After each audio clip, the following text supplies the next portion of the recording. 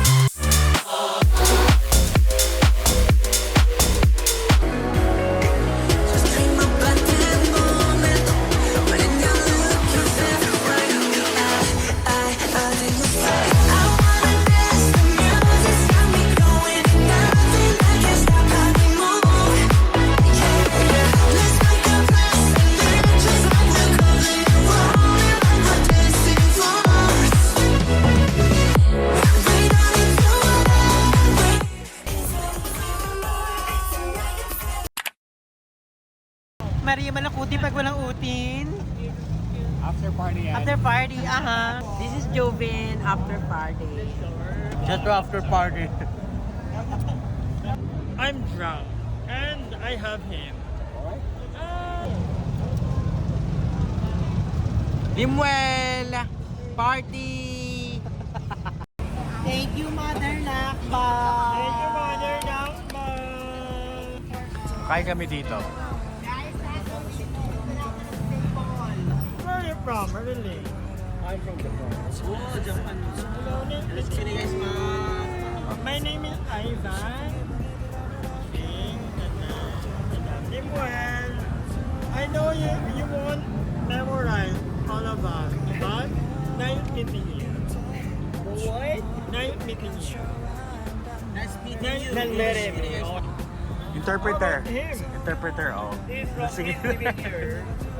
Madam, bakit na naining ako? Ano pala yung foundation day? Pinakamanyanan ni Joven. Ako si Madam. Boto ko si Madam. Ako ni Joven. Ikaw ba, Joven? mga Kay ganun Madam, eh. di ba? Ikaw, Ella, sino boto mo?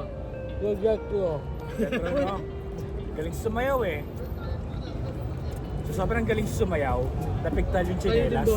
다 내밀어둔 간에 내가 말해줬던 거니까 이해해 아무것도 말할 수 없는 기분으로 기억나지 않은 쓸쓸한 표정으로 텅 비어버린 나 Pamasahe muna tayo dito sa W.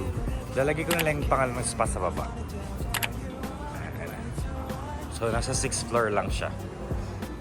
So, balitaan ko na lang kay mamaya kasi nakakaya na mag-film. Ito yung lobby nila. 내가 좋아한단 말을 Sa update lang tayo tapos lang natin magpamasahe.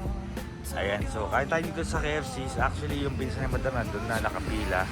So, ito yung mga meal nila just in case. Ayan. 79 baht, starts at 49 baht, ibig sabihin yan. Yun. Ito yung hours of operation, 6 A to 10 P. So, pull, push and pull, push. Ayan si Jetro, nakatagaw na siya. Drinks, oh. Mga drinks nila. Kuya, may gusto ako. Sarado na yung Starbucks eh. Ito, parang gusto ko to. Pila ka ulit. Ito yung menu nila. Ito yung order namin, 159 baht. 4 na perasong manok. Ito hindi ko alam kung ano yan. Tapos fries ulit sa Philippines. Tapos, 3 rice daw. 2 kasi kay yung sa kasama natin, tapos isa sa akin. Dumating na yung order natin. Ito yung itsura niya. Parang egg tart yata ito. Tapos the chicken, rice.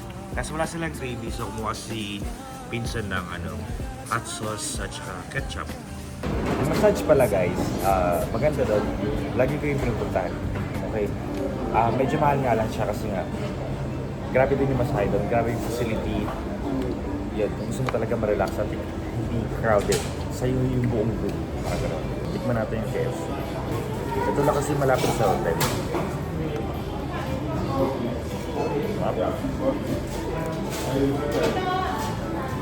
Ito na yung drinks natin, ice matcha. Sarado na yung Starbucks eh. Aga na lang magsara. 7 PM. Masarap yung manok nila. Lasang manok.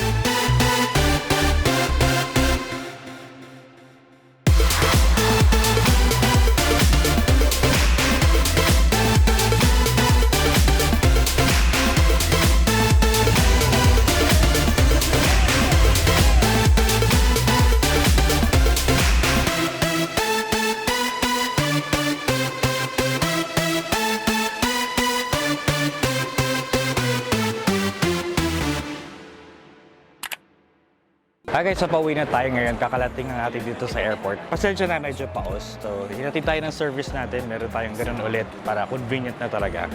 So, bumaba na ako. Sinuli ko na yung packet wifi. Ano din yun kasi, 1,000 baht. Isang packet wifi. Dalawa yun. So, 2,000 din yun. 손을 잡으면 지금 이대로 So, matagal pa naman yung boarding natin, so bili muna tayo ng pasalubong. So, nandito tayo sa parang snack bar nila. Ay, palang pasalubong store. So, hanap muna tayo ng ng pwede nating ipasalubong. At saka yung titikman natin today. Saka pupunta to the moon. Bibili pa sa lubong, pero hindi ka bibili, magnanakaw kami. Sige, magnakaw na dito. Go. Hindi ka makaalis talaga. Good luck talaga sa iyo. Sige, hanap na lang kayo ng space dyan. Saan yung Sige. secret credit? C5, diretso lang. Ayun, sundan. Pwede na pumasok doon. Tatambay. Pero kung may food court, hanap mo na ng food court, kain muna tayo. Yeah. Go.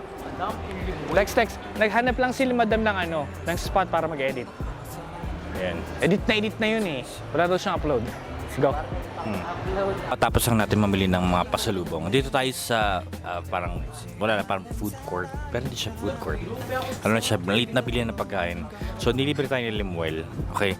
And then si Jetro naman, binilang ko siya ng mga pasalubong kasi wala lang, gift ko lang sa kanya kasi mabilis siyang kumilos, attentive. Tapos kanina nag-iimpake ako, ang kalat ng kwarto ko. So buti na lang pumasok siya. Tapos nag-offer siya ng tulong. 다가도 So ako, my first time here in Thailand, sobrang saya, sobrang daming kong napulot na aral, ang daming kong magagandang memory dito sa Thailand. Although, ang number one lang naman namin, parang reklamo, yung init. Although pag nasa pang-4, pang-5 araw ka na, you'll get used to it. So, parang hindi mo na siya may iisip, medyo sanay ka na by that time.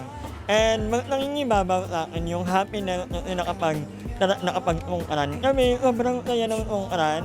I don't think na mabibigyan ng justice yung sa video lang. Iba talaga sa in person. Sobrang saya ng mga tao, walang naiinip, walang EJ, lahat nakikisaya.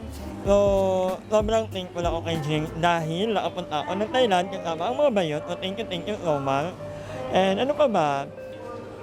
Masaya yung experience knowing na kasama ko yung ibang bayot. No, at saka si Jing, hopefully next time makapag-travel kami ng kompleto kami. Pero for now, itong Thailand travel namin is one for the boat. Talagang iti-transfer ko itong memories na to.